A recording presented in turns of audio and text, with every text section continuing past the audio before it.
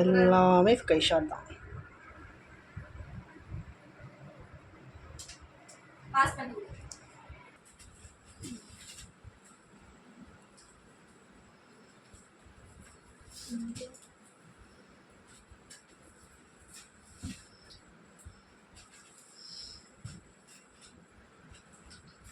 இல்லைன்னா விட்டுடுறா. இது மட்டும் அப்படியே வீடியோ எடுத்துட்டு அந்த டப்பாவோட காட்டிடுறா.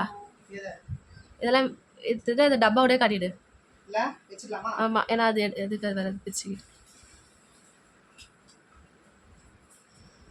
ஜஸ்ட் மேலே இருக்க டப்பா ஃபுல்லாக அவுட்ரு தானே.